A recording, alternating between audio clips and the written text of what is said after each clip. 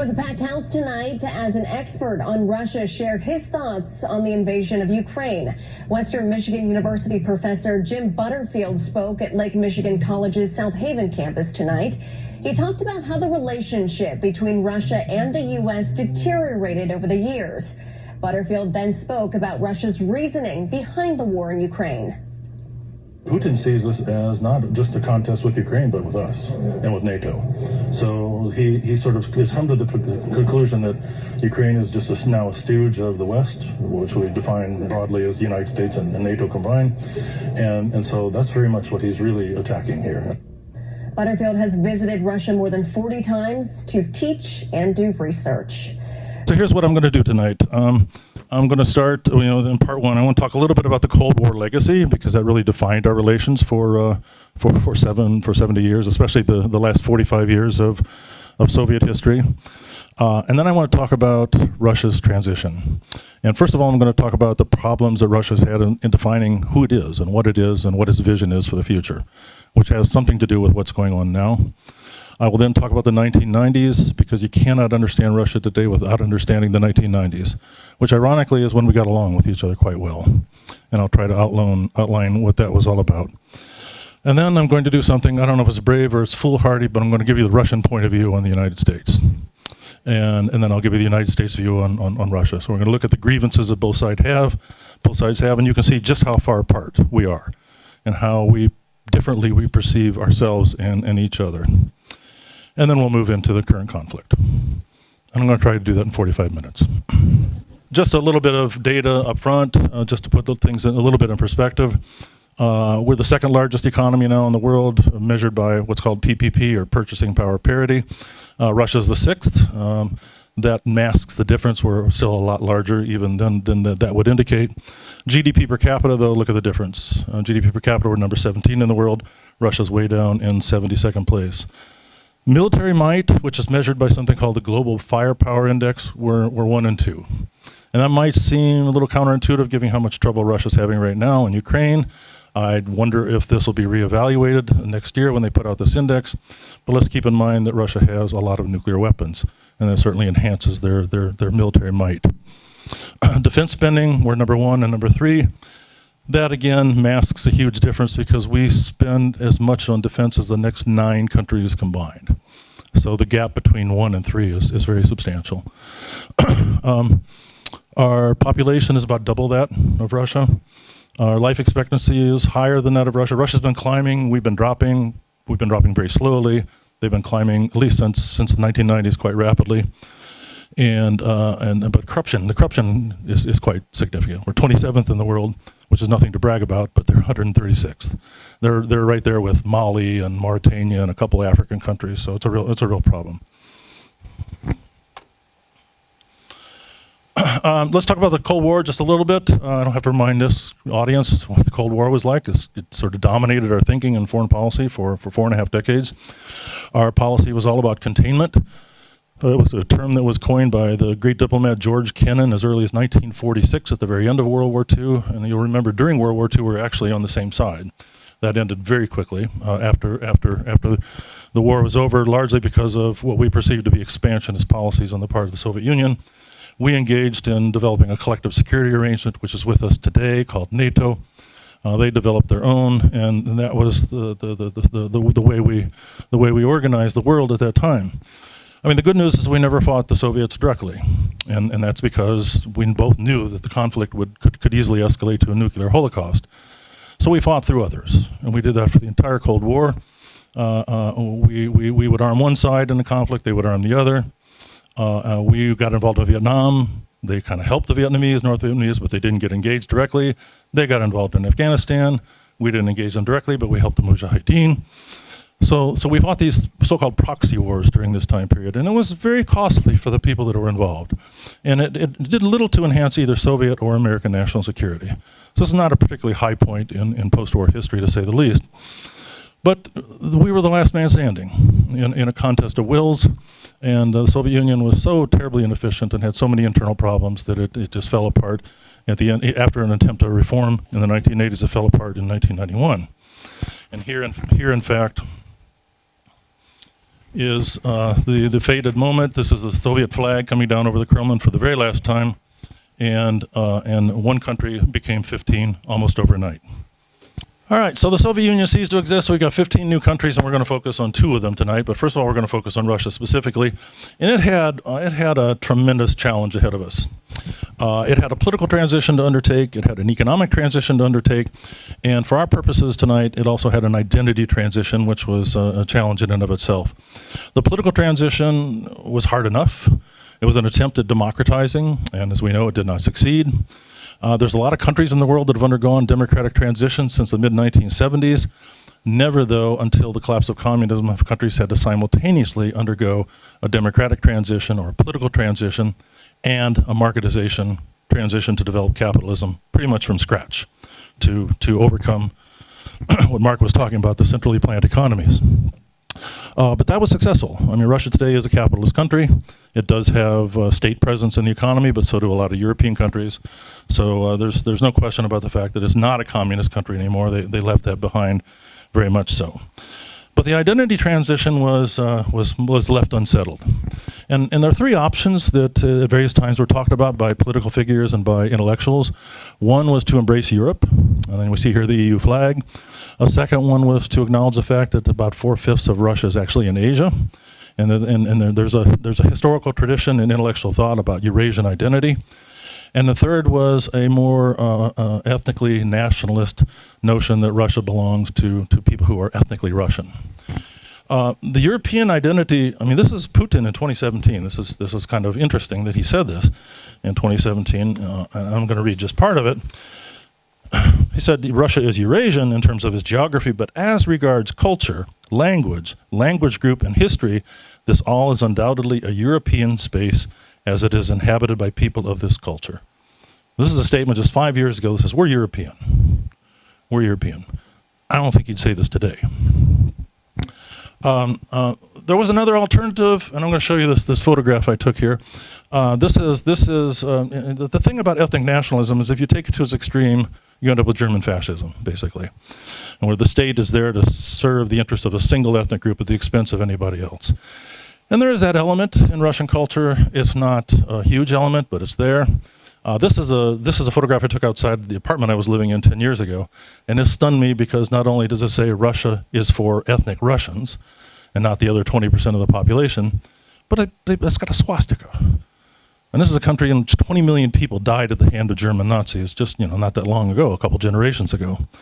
This is not dominant, especially the swastika. There are skinheads. There are these kind of ultra-nationalist, semi-fascist, neo-fascist in Russian society. But this idea of an ethnic identity is not rare. Let me put it that way. But Russia rejected that. They rejected that very firmly because, again, 20% of the population is not only not Russian, but not even Slavic. Just a few years ago, they built a huge mosque in Moscow to serve the transient population, the guest workers that come from Central Asia. So this has never been embraced by the leadership, either pre-Putin or currently. But where we seem to end up is with this notion of a Eurasian identity. And it does acknowledge the fact that geographically, most of Russia is in Asia. Population, though, of course, is mostly European, so it's a mixed bag. It is certainly an idea of an expression of a country that's big and is therefore a great power and should be treated as a great power. But there's something more to it. This comes from the thinkers Nikolai Berdyaev and Ivan Ilyin, who were in the first half of the 20th century that talked about the Russian idea, which is not terribly well articulated, but it has to do with the fact that one of the things that's unique about Russia is Russian Orthodoxy. Orthodoxy is a branch of Christianity, split from Catholicism a millennium ago, and it's more mystical and certainly less intellectual than Protestantism, but even than Catholicism. And the idea is, when you go to an Orthodox service, at least my understanding of this is, you feel the spirit. You don't engage with it intellectually. You don't listen to a sermon. You listen to the chants, and there's a lot of repetitious symbolism that takes place. And the idea here is that there's something more deeply spiritual about that experience and about being Russian and being associated with Russian Orthodoxy than Western liberalism. which grew out of the Protestant Reformation and intellectual thinkers of Europe and eventually in North America as well. So it's a rejection of Western liberalism. It's not about rights, it's not about individualism, it's not about women's rights, it's not about sexual minorities, it's not about the individual over the collective. It's much more, as I say, spiritual, much more a feeling, kind of a sense of belonging, connection to the soil, a connection to each other in a very kind of collective way. Pretty vague, right? Pretty not particularly well expressed, but we've heard things from Putin in the last decade or so that indicate that he's read some of these philosophers and he quotes them with some sympathy. And as we have gradually reached the point, as I will demonstrate, where Russia is clearly rejecting what Putin said just in the 2 slides ago, this is kind of the identity which seems to be embracing. And they very much see Ukraine as having embraced the whole Western idea and Western liberalism, and there is part of the problem. Well, I said we got along in the 1990s. We worked very closely with Russia in helping to try to chart the path of both political and economic reform. In the 1990s, we had a lot of consultants that were paid for by us as taxpayers that were there side by side working with Russians to try to speed along the transition, prevent a return to communism, and particularly help them figure out how to marketize an economy. I mean, think about this. You got in a country which doesn't have a stock market, doesn't have a private property registry, doesn't have private banks. You got to build all this from scratch. And of course, it was a very big challenge to do so, and we worked pretty closely with them on trying to figure out that challenge. We were really concerned about nuclear security when the Soviet Union collapsed, because where there had been a single nuclear power, there were now 4, because nuclear weapons were located also in Kazakhstan, in Ukraine, and in Belarus. And Russia was willing to take them all and maintain their security, but they needed help in doing it. And we were really concerned that those weapons be in the hands of just one country and not 4, that the fuel be protected, and that the scientists not go off and sell their skills to the highest bidder. So this is the news story that never became news, and that was there was never a breach in stolen fuel stocks. There was never a nuclear scientist that went and started working for North Korea or someplace like that. And that's because of the immense cooperation that we engaged in. And we bought some of their leftover fuel, and we used it in our own power production here in the United States. And we really worked very closely together on dismantling nuclear weapons, which is not a simple process of taking an ICBM and dismantling it and disposing of the fuel and so on. We did create kind of a secondary category of NATO membership called the Partnership for Peace, and Russia joined that in 1994. We took a fairly extraordinary step by inviting them to join the G7. The G7 are the largest capitalist democracies in the world, and they meet once every 6 months or so to talk about global economic policy. Russia really didn't deserve membership based on its numbers, but the idea was to sort of bring them into the fold and keep encouraging them to marketize, to democratize. And so they joined in 1998. And even though relations were otherwise beginning to deteriorate in the 2000s, we were still cooperating quite a bit on counterterrorism, because we were both victimized by terrorism in the 1990s and especially the early 2000s. So these were the good old days. Happened. Well, let's look at the Russian perspective. One of the most important things I have to say tonight is that you cannot understand Russia today, and you cannot understand Putin without understanding what Russia went through in the 1990s. That transition, that triple transition that I talked about, was extraordinarily debilitating. Just marketizing the economy alone, the first thing that the Russians did was liberalize prices, because in a centrally planned economy, the state determines prices and the state determines wages, and they turned that over to the market. In 1992, the first year of the transition, inflation was 2,500%. You cannot understand what that's like unless you experience it, or at least in my case, witness it. You immediately started seeing this. The Soviet Union never had beggars. The Soviet Union never had homelessness. The Soviet Union never had unemployment. One thing that it was really good at was providing basic goods for its citizenry. And suddenly, almost overnight, money was worth nothing, jobs disappeared, people lost their apartments, lost their homes, and it was extremely disorienting. At the same time, public order deteriorated tremendously. Random violent crime went way through the roof. The country looked like it was going to fall apart. It was just a horrible time. when people make much out of the fact that Putin once said that one of the biggest catastrophes of the 20th century was the collapse of the Soviet Union. He did not mean because it was the end of communism. He's not a communist. He meant because of what it did to the Russian people. All right, what they had to go through. This humiliation, this weakness, this disruption of the social fabric, the massive expansion of poverty and suffering. There is a narrative in Russia today that blames us for it. All right, because we were there advising them. This is an exaggerated narrative, but certainly the idea of shock therapy, which was the rapid price liberalization, that was our idea. Came straight out of Harvard. And the Poles and the Russians listened to us and did that. And our idea was to get this transition over as quickly as possible and prevent any kind of a reversion to communism. We were still fighting the Cold War in some ways.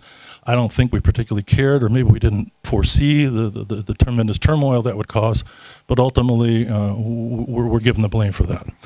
We're given the blame for everything that went wrong in the 1990s, and that's where it becomes kind of an exaggeration. Because first of all, this was never going to be easy, and secondly, it had never been done before. And so we were all figuring it out as we went along. But the narrative is that, well, this is something we did to Russia deliberately because we wanted to keep it weak. We wanted to exploit its markets. We wanted to exploit its natural resources. And Russia has this long-standing narrative that anytime it's weak, people take advantage of them. Going back to the time of troubles, when the dynasty prior to the Romanov dynasty, when it died out, this is in the end of the 17th century. I think I have that right, into the 16th century.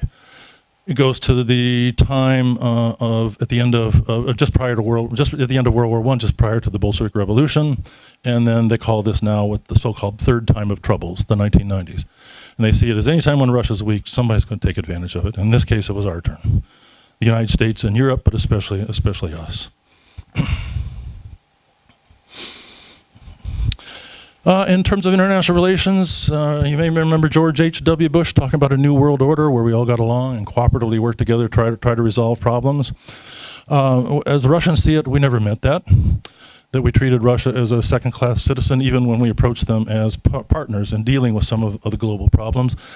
And this had to do with the Third Yugoslavian War, where we actually flew over and bombed Serbia to try to end the conflict. Russia's view of this, and I think this is largely accurate, is that we didn't even consult with them about it, even though they were part of a six-nation kind of contact group to try to resolve the crisis without genocide. They were informed one night that we were going to do this the next day, and they, of this contact group, were the closest to the Serbs, and they said, well, you didn't even give us a chance to work with the Serbs to try to negotiate an end to the conflict. They took a lot of offense at this.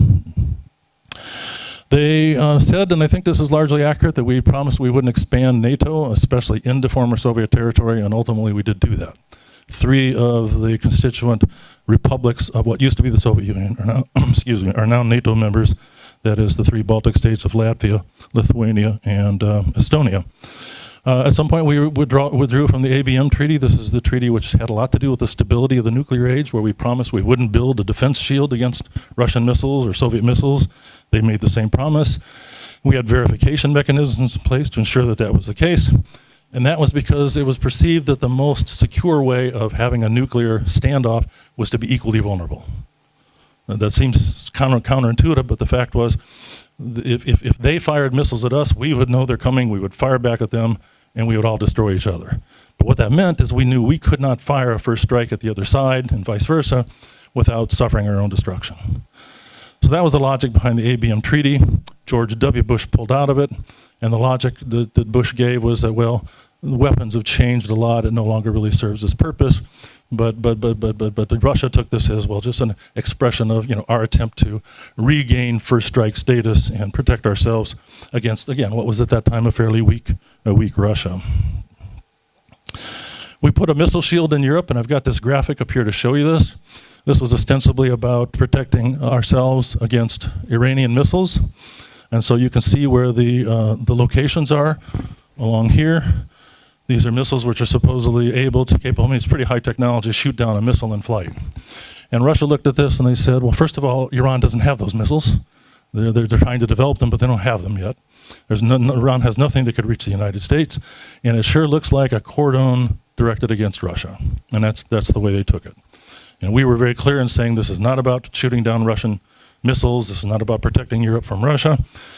In fact, if Russia were to have missiles right here, short-range missiles, there's no way we could shoot them down because they fly too low and too fast. But this still fed the sort of the perception that what we were trying to do was encircle them and encroach on their sphere of influence.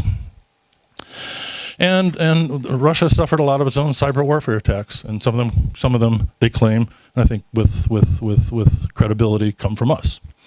And they've worked very hard to make themselves less vulnerable to cyber attacks. They point out the fact that in 2003, we went to the United Nations and asked the Security Council to support our invasion of Iraq, and we didn't get the support. And it wasn't just Russia that opposed it, it was also China and France. And we invaded anyway. And the Russians say that as well. You wanted the support of the international community, but you never intended to change your mind if you didn't get it. You went ahead and invaded with, not very promising results. We supported the so-called color revolutions in neighboring republics, neighboring states of Russia, Kyrgyzstan, Ukraine, and Georgia in the early 2000s.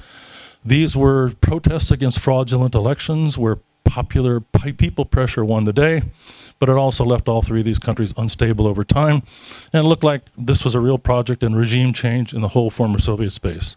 That's the way the Russians look at it, like they're next, was the thinking. And we did do a lot of support, not direct support, but we did a lot of advanced training of opposition groups and poured some money into developing this civil society capacity, which ultimately resulted in these massive protests, which reversed fraudulent elections. Then NATO intervened in Libya in 2011 with the support of the Security Council based on a fairly new provision in international law called responsibility to protect, which allows for a violation of sovereignty in order to stop war crimes, genocide, and ethnic cleansing. And the conflict, the civil war in Libya was getting to the point that lots and lots of civilians were dying and were going to die. So the UN Security Council gave NATO the responsibility for stopping the fighting. But we're not supposed to take sides under this notion of responsibility to protect us, strictly for humanitarian reasons. But the result of the intervention was one side won. It changed the power dynamics, it changed the balance of power, and Muammar Gaddafi, a figure that name you probably all know, not a friend of the United States, organized some terrorist attacks against us, including famously the Pan American flight over Scotland that was bombed in mid-flight. He was killed. And Russia looked at this, and China looked at this and said, this is what you wanted all along. You got the United Nations support for this under this ostensibly humanitarian effort to stop the conflict, but in fact what you did was you changed the dynamics in a way that suited you. And finally, in 2011, there was a clearly fraudulent parliamentary election in Moscow that resulted in massive demonstrations, and Secretary of State of Hillary Clinton was very vocal in her support of the protesters. Did not sit well with Putin. There's a reason that he favored Donald Trump over Hillary Clinton in 2016. And it goes back to this. He really, really hates her. So there's a long list, right? A very long list. And let me just show you a cartoon here. I find this a very illustrative cartoon. We see the figure of Uncle Sam. He's carrying a briefcase, and that is the NATO logo on the briefcase. And he's just going from door to door to door. And the door on the far left is Serbia, and then comes Iraq, and then comes Libya, and then comes Syria. And every door he opens, death and destruction. And then he gets to Ukraine, and who's standing there? A very menacing looking Russian bear. This cartoon's 8 years old. This is from the time of the annexation of Crimea, the Maidan events in Ukraine in 2013, 2014 that resulted in the flight of a politician, a pro-Russian politician, and a complete sort of transformation of Ukrainian politics. So I think this is very illustrative, quite frankly. I mean, it's just a political cartoon, but it does kind of indicate that the Russian view of us is self-interested. We're guilty of hypocrisy. We're selfish. We kind of bully people for what we think is in our own interest, and we don't care how much death and destruction we leave behind when we do it. And not a pretty view. Well, we have our own grievances. First of all, we were not happy about how Putin systematically scaled back democratic institutions in his first term of office. The country was not a stable democracy in the 1990s, but it was a democracy with pretty free, pretty fair elections. But he put an end to that. We didn't like the fact that he opposed the Iraq War. We didn't like the fact that Russia invaded Georgia in 2008. That was primarily about a separatist republic in Georgia that Georgia was trying to reincorporate into Georgia, but it's really about NATO expansion. Because we'd also teased the idea of NATO membership not only to Ukraine, but also to Georgia back in the presidency of George W. Bush. We were not happy about Russia's continual fueling of the Ukrainian civil war that started after the annexation of Crimea in 2014 and has continued up until the recent invasion. We were not happy about Russia's intervention in Syria on the side of the Syrian government against the rebels that we were supporting. I don't think those rebels ever were going to win the game to begin with, but once Russia got involved, it was a done deal for the government. And of course, we have claims of Russian interference in 2016. I don't think any of them are credible enough to suggest they had any significant influence, but just the fact that they were trying is something that concerns us. And then the ongoing cyber war attacks and cyber ransoms. What was it, just this time a year ago, the Colonial Pipeline down in the southeast was closed down with a ransomware attack, and we had gas lines for a while, and gas stations that were closed because they couldn't get anything through that pipeline. And those hackers were not the Russian government, but they were protected by the Russian state. The deal was, as far as we can tell, is those hackers could do whatever they wanted, launch ransomware attacks against anywhere in the world, but there were two conditions. One is they never would attack a Russian target, and two is if the state wanted their help in doing something, they would provide it. So it was a nice synergism between the hackers and the Russian state. And it was one of the first complaints that newly President Biden took to Putin when they met. So we're really far apart, right? I mean, how do you find common ground with these kinds of narratives, these kind of perceptions? So where we stood on the eve of the conflict, very high levels of mutual distrust. It was interesting to me. I watched the American media when they talk about, and listen to American politicians when they talk about Russia. And I watch the Russian media and listen to Russian politicians when they talk about the United States, and it's the same language. All I have to do is pull out one country and put in the name of the other country, and it just sounds identical.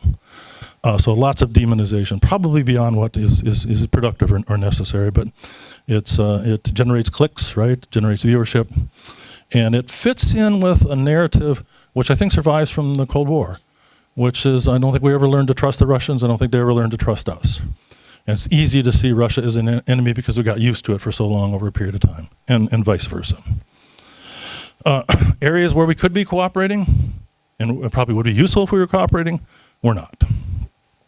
Such as, neither one of us wants nuclear weapons to spread, neither one of us wants international terrorism to be successful, and both of us have suffered from cyber attacks from each other and others. We have still cooperated in the space, but even that is on the chopping block, now that we have our own launch capacity. So that's kind of how we got where we are. Begs the question, though, why invade now? Now we move into part two. The ongoing concern about NATO expansion and the fear that this was a real thing is certainly one of the factors here. And I want you to engage in a little thought piece here to understand this point. So Poland is a member of NATO. Poland borders both Belarus and Ukraine, and then on the other side of Belarus and Ukraine is Russia. Less than 100 miles from the border with Belarus, there's a NATO military base. Now, if Ukraine were to become a member of NATO, a military base like that would then be within 100 miles of the Russian border. And the thought piece I want you to think about here is, we have a great relationship with Mexico, right? Good, strong trading partners and a lot of cultural kind of interaction and so on. But suppose it went sour. Let's suppose that, and we're a lot bigger than Mexico, and they thought they had, perceived that they had a reason to feel threatened by us. And so they signed a defense agreement with, let's say, China. And part of the agreement was that China could put a military base in Monterrey. Now, how would we react? All hell would break loose, right? And for good reason. We don't want a Chinese base 100 miles from the Mexican border with the United States. That's purely hypothetical, but it's an interesting thought piece, because that's exactly what Russia thought it was facing if Ukraine were to become a member of NATO. is that just an hour away from the Russian border, tanks and armored personnel carriers and airfields and so on and so forth. So not surprising that they're really concerned about this.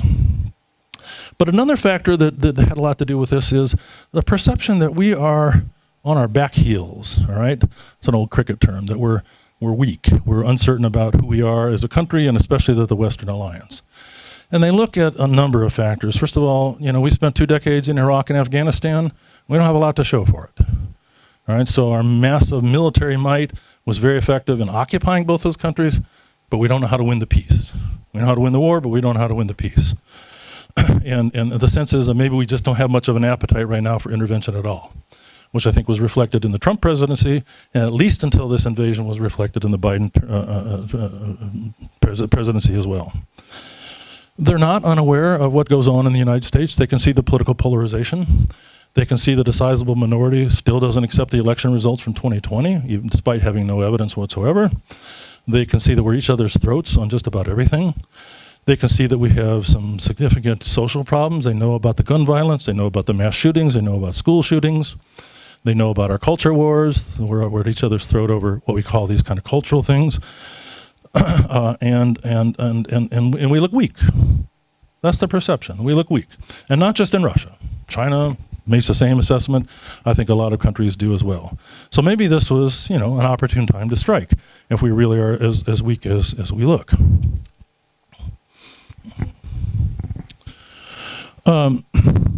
Another way they look at us is liberalism gone crazy. So I told you this kind of Eurasian identity is all about kind of orthodox spirituality in some sense, and it's very anti-liberal. And when I say anti-liberal, I'm not talking about liberalism in the American political context. I'm talking about rights and individualism and things like this, identity issues and things like this.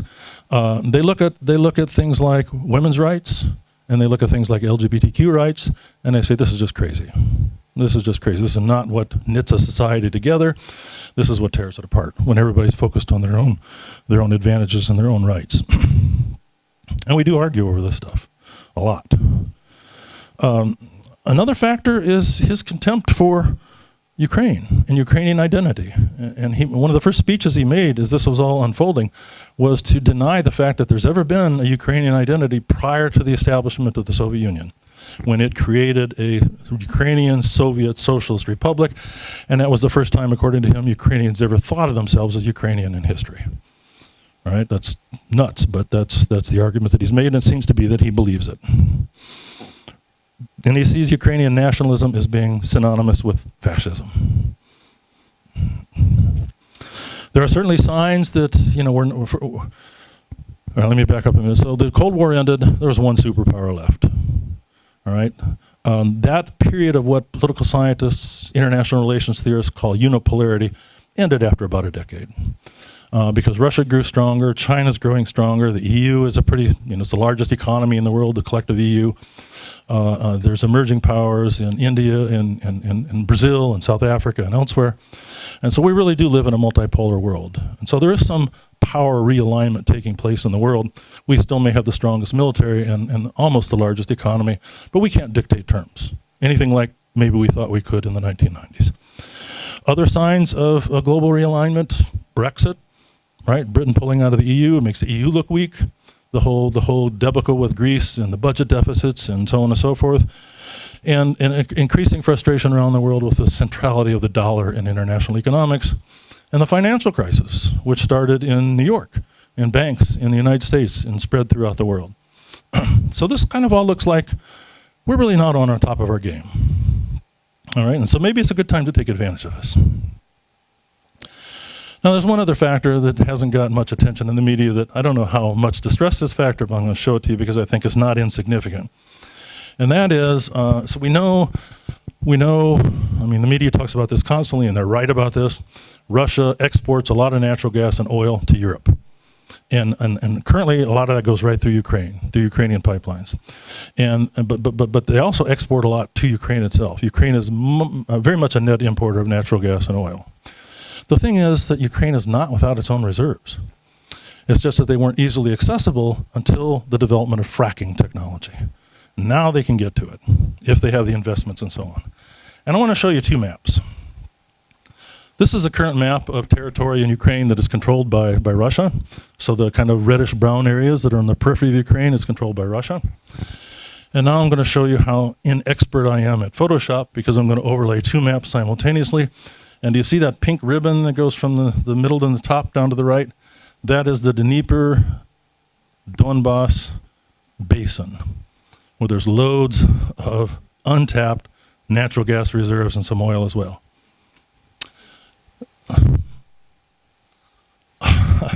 If Putin's endgame, and I'll make the point in a minute, we don't know what Putin's endgame is, but if his endgame is to partition Ukraine, and he were to gain control of those resources which are not yet exploited, it would make it harder for both Ukraine and Europe to become independent of Russian fossil fuel exports.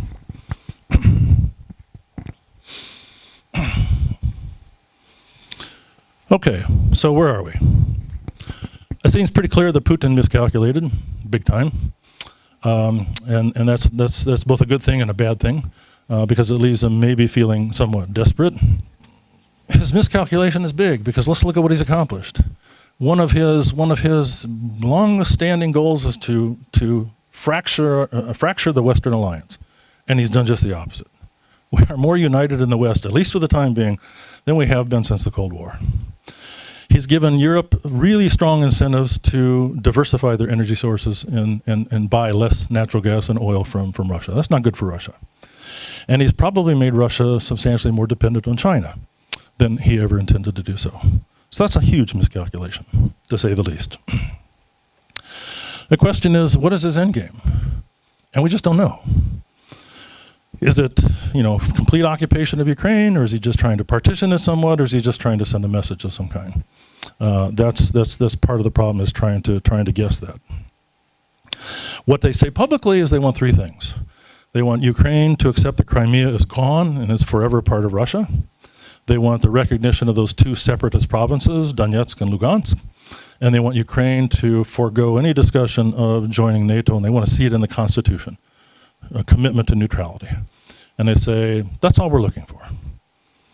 Maybe not, but that's the sort of the line in the sand, let me put it that way. And those three things, at least two of those three things, are probably completely unacceptable to Ukraine. Then there's a question of Putin's state of mind. What is Putin's state of mind? There are signs that it's not good. I don't sign on to the theory that he's somehow gone nuts. But there's some interesting signals that we've seen. So first of all, I've been watching Putin now for 2/3 of my career. When he gave speeches on the 22nd and 24th of February, I saw a Putin I had not seen before. Because he's always been pragmatic. He's always been rational. He's always been clear in articulating himself. He likes vulgar jokes now and then. He likes to say kind of crude sayings and so on. He likes to poke fun. But he's always been rational and pragmatic. He was emotional in those speeches. He was just radiating contempt. Contempt for Ukraine, contempt for NATO, contempt for the West. He had this very interesting meeting with his advisors that was televised, in which he asked, this was the first one, he asked each one of them, what do you think about what we should do about the two separatist republics in Ukraine? And you could tell with his bearing, he was just daring anybody to challenge him. It was almost as if he had his chest out and he had a baseball bat in his hand. All right? And of course, everybody said, we think we should recognize them as independent republics. And if anybody even wandered off a little bit in like on a tangent, he shut them up and said, just answer the damn question. So he was really kind of loaded for bear in these meetings in a way I've never seen before. So he's one of the theories about Putin is he's a big gambler. He's a skilled tactician. There's a little bit to that, but I don't think that this is about just taking a big gamble and hoping he wins. I think the guy is really kind of driven by, it seems to me, driven by just these strong emotions of contempt and anger, which is not a good sign. And the other thing that seems to be abundantly clear is that he's really isolated himself. All right, I want to show you a couple of these are from Russian media, a couple of meetings. This is from the Kremlin itself. This is his meeting with those advisors.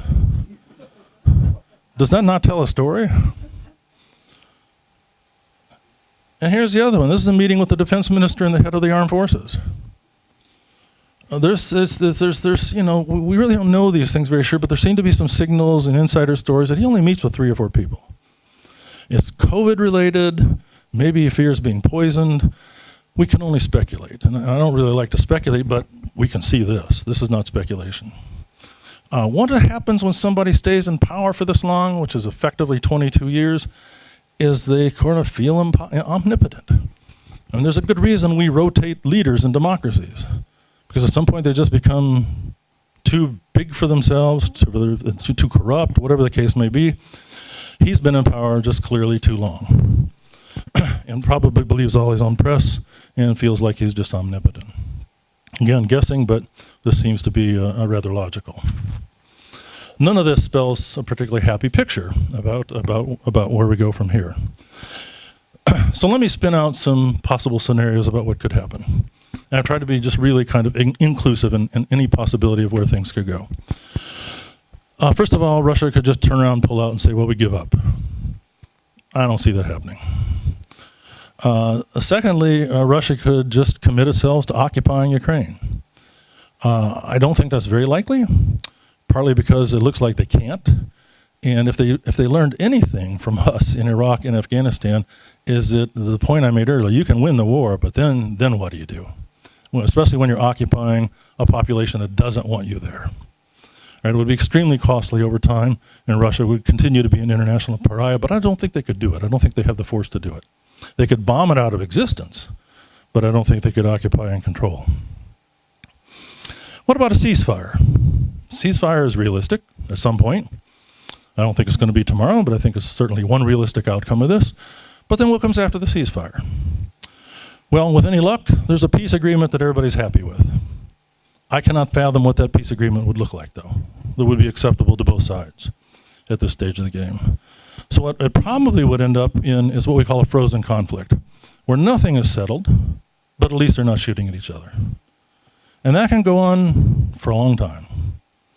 But the problem with that is that a frozen conflict can become a hot conflict at a moment's notice.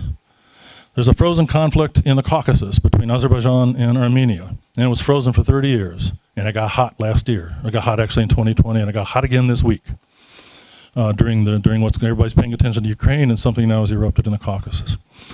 So it doesn't solve any problems long term. All it does is stop the shooting and kind of maintain a status quo. That's not unlikely. Another not unlikely outcome is just a protracted conflict. Think of a 21st century version of World War I trench warfare. You just dig in, you take shots at each other, the conflict goes on. It's not necessarily constant bombing and shelling, but it's also not peace. It's not a ceasefire. And that's not unrealistic. And finally, the doomsday outcome would be escalation that draws in NATO and draws in us, which could end up involving nuclear weapons. And I think this is an important point to underscore. We have 2,000 nuclear weapons ready to go at a moment's notice, and Russia has 2,000 nuclear weapons ready to go at a moment's notice. And we each have another 2,000 which are stockpiled, which could be ready to go with some effort.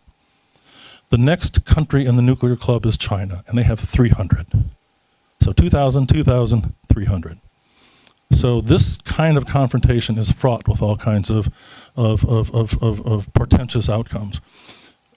Think not about the ICBMs, right? The big rockets that carry nuclear weapons from one side of the plant. Think about what we call tactical nuclear weapons, which can go out into the battlefield. And they're not designed to blow up cities, but there's no such thing as a small nuclear weapon. And the danger is, gosh, if Russia decides to use one of those, what would we do? Could we just sit by and not respond? And so escalation is really the doomsday outcome here. I don't think it's highly likely, but it isn't impossible. Let's think about things we could do in the short term, first of all, and then in the long term. I think we have two ethical imperatives. And the first one is to just stop the fighting, because people are suffering. So anything we can do to stop the fighting would be good, with one very significant caveat, and that is there's another ethical imperative, and that is Ukraine's security needs to be protected, and Ukraine needs to continue to exist. We can't let one country engage in this kind of aggressive behavior and just substantially demolish a neighboring country. People have pointed out that's exactly what we did in Iraq, but that wasn't right either.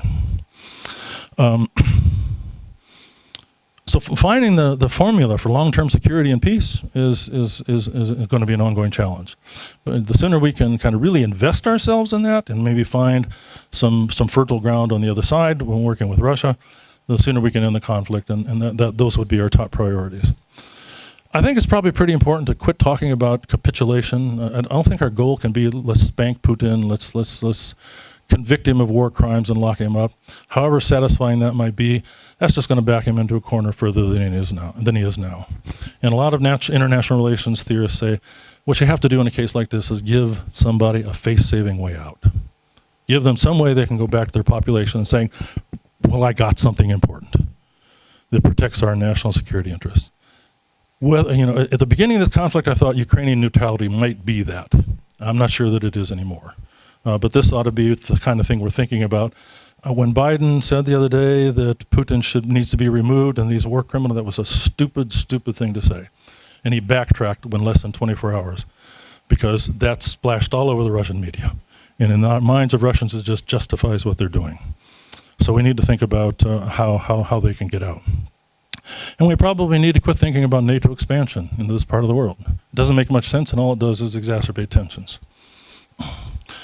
Long term, we need to do something we've really never done since the Soviet Union collapsed, and that is accept the fact that Russia does have national security interests.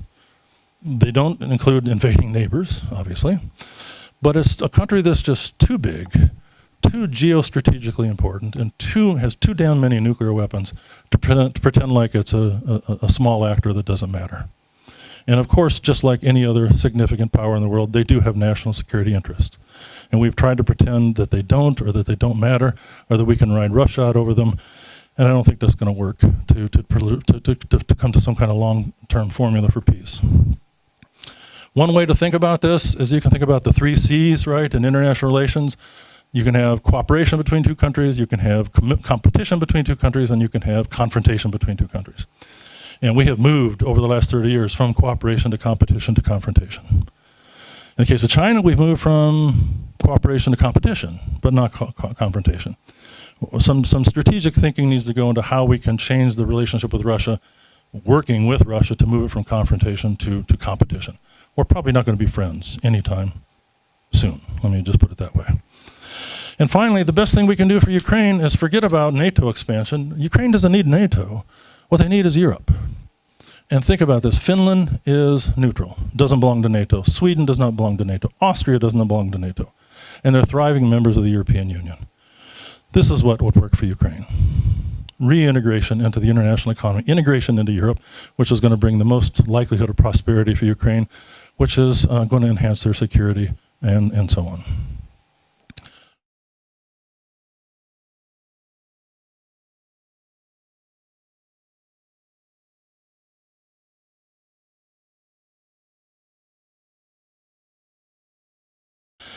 Sanctions don't usually work, and when they do work, they take a long time to work. Now, these are pretty massive sanctions that we've imposed, so it's kind of new territory we're into. But I've also witnessed the Russians are willing to put up with a lot before they start, engaging in any kind of violent activity or insurrection. So I don't think anything's going to come from society. So the question is, from within the political structure, is there any possibility? Some people have said, well, the business community, particularly the oligarchs, might force Putin out. But the oligarchs depend on Putin, especially now. The only place in the world that these oligarchs can hide their money now, because of sanctions, can protect their money, is back in Russia. So they're in bed with Putin. They have to be. They have no choice.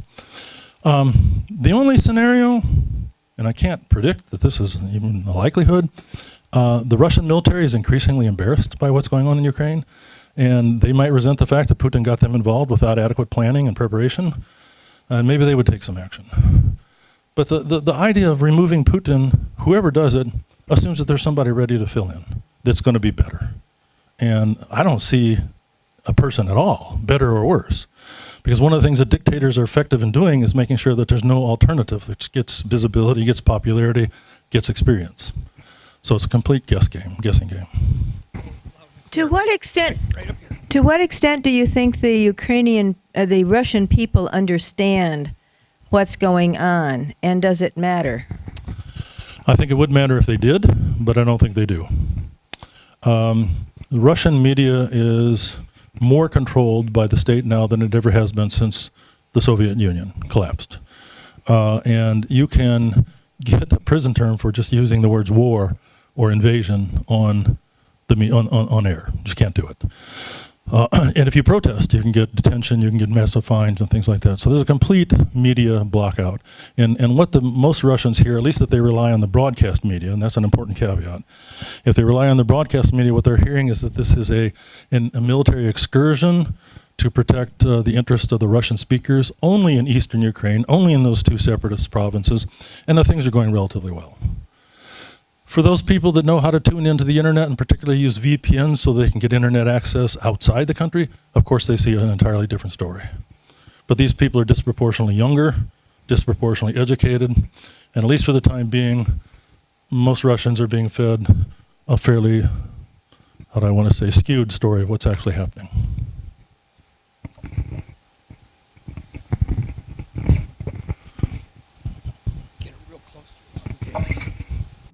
Do you think there is any similarity between the war in Ukraine and the Korean War? I had to stop and think about that one. No, in one important sense, and that is the Korean War was still all about the expansion of the Soviet Union and communism. So this is after the Chinese Revolution, but before the Chinese and the Soviets split. They had a major disagreement by the 1960s, but they were still getting along at this time.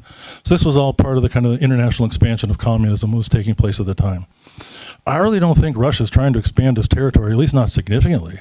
What they're trying to do is control their sphere of influence vis-a-vis NATO. And again, it doesn't require necessarily occupying lots of territory as much as it is just demonstrating dominance within the sphere.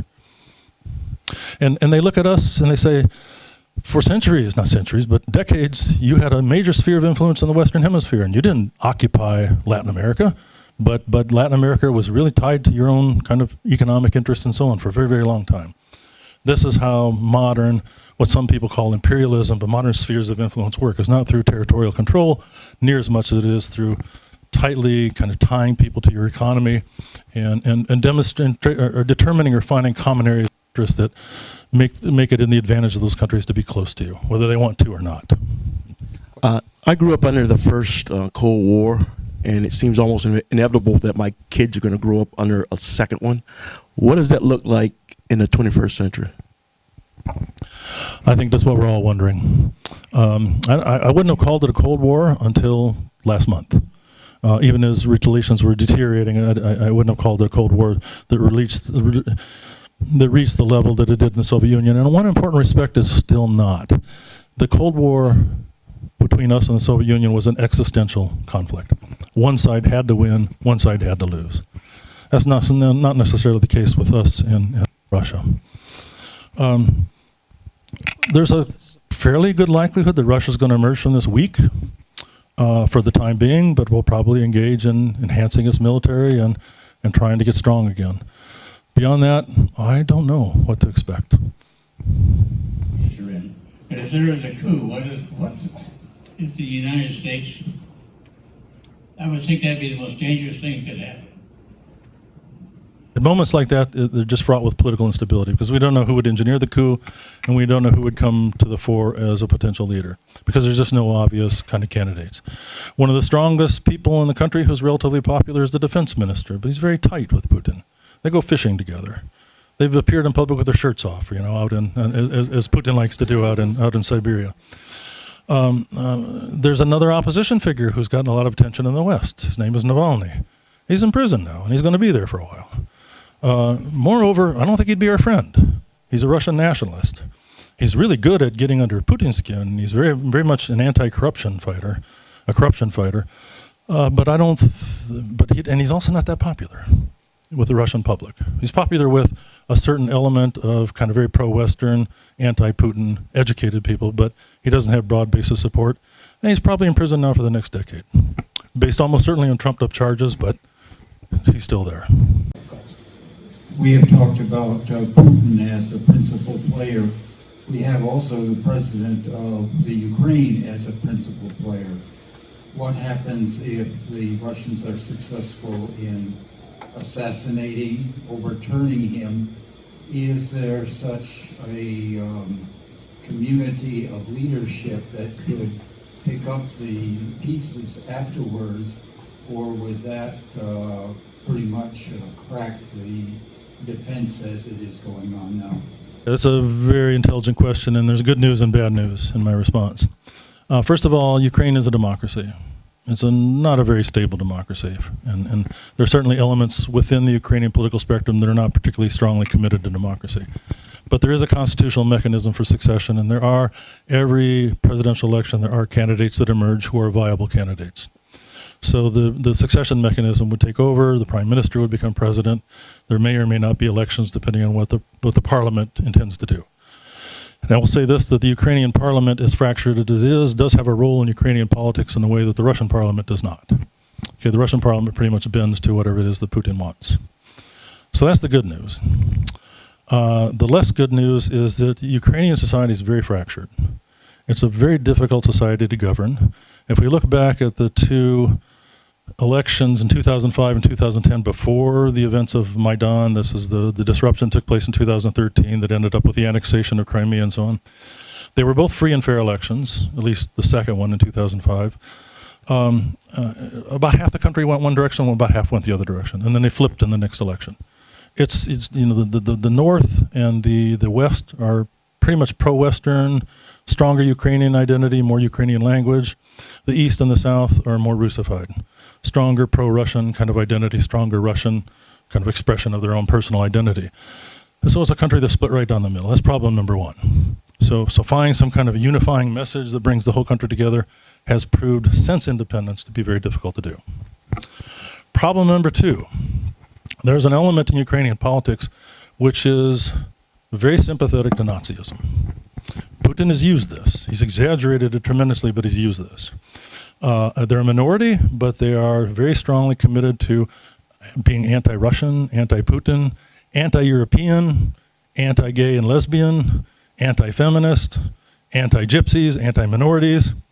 It's just a very kind of ultra-nationalist Ukrainian ethnic identity. And they're kind of playing a significant role in the conflict right now, some of them. And they played a really significant role in the events that took place in 2013 in Kiev when the president was chased out of town. They're there, and they're not going to accept any agreement with Russia that doesn't result in Russia's complete capitulation. And there are other nationalists in Ukraine which are not violent, kind of anti-Semitic neo-Nazis that are also not going to accept any kind of accommodation with Russia, any kind of like acceptance of neutrality and things like that. So I wouldn't want to be president of Ukraine at all. Even if I had more experience than a former actor who played a president on TV, that's the current president, who seems to have risen to the occasion during the conflict, but he was kind of a bumbling political leader until this happened, who didn't have very much popularity. He has emerged as, people call him Churchillian, I think that might be a bit of an exaggeration, but he has been pretty stalwart in representing the Ukrainian point of view to the rest of the world. How do you feel that President Biden is doing overall? I know you mentioned some of the remarks that he made recently, but overall in terms of handling this whole situation. So I have been, with exception of those recent remarks, I've been pretty positively impressed. I listened to his speech when he announced the sanctions, and it just all made sense to me. And one of the things that he said was, he underscored, he was asked during that press conference, why didn't we eject Russia from the SWIFT system it's the financial communication system that banks rely on. And he said, just very straightforward, because our European partners said we're not ready to do that yet. And rather than try to bully them into doing that, he said, okay, let's go for the consensus that we can get and see where things go. And in fact, within a few days, the European partners said, let's go ahead and do this, because the conflict had escalated quite a bit. So I think he's done a pretty darn good job of bringing cohesion to the Western alliance, which had been weakened over time for a variety of reasons, not the least of which was President Trump was less committed to that alliance than his predecessors. Which has surprised me when he said these really stupid things recently that just make no sense to me. I think, well, okay, Joe Biden saying something that's kind of dumb, he's got a whole career full of it, right? I mean, sometimes he needs to just shut up. because things come out that he doesn't anticipate. So he backed off of those stupid, what I call those stupid things, but in some ways the damage was done. I think personally, who wouldn't want to see Putin get arrested, right? But maybe that's not the best outcome. With your long view, can you say anything about the essential character of the Russian people and the American people that might fuel this animosity? First, a caveat. When talking about the American people, there's 335 million of us. There's 142 million Russians. Nobody likes stereotypes, and stereotypes are never accurate. I know you understand that. I can tell you this, that Russian visitors come to the United States, like Russian business groups come to the United States, and they get so sick of vodka jokes, just so sick of vodka jokes. We could do less of that kind of stereotyping, and they could as well, to say the least. So with that caveat, I guess the one thing that I can say with confidence is that we both want respect. We both believe that we come from influential, important cultures that represent something important in the world. We both think we come from countries which matter historically and currently, and I think we both want that to get reflected in how we're looked at by the rest of the world. Now, I say I'm not always sure that's the case with America. Sometimes our attitude is more like, well, whether you like us or not, we're going to do what we want to do. But I think when it comes down to us as individuals, I mean, what can we say about Americans? We're nice. I mean, it's polls and some other countries have asked, people wonder, why do you guys smile so much? You look dumb when you're smiling all the time. But we smile a lot because we're nice. We're polite to each other, especially in the Midwest. And that goes over well. I mean, people like us. I went to the Middle East 2 months after 9/11 on a visit that took me to Syria and Egypt as well. And people went to great pains to say, we love Americans. We don't like American foreign policy, but we love Americans. We love your culture. We watch your television. We watch your movies. You guys are nice. You guys are fun. You're pleasant to be around.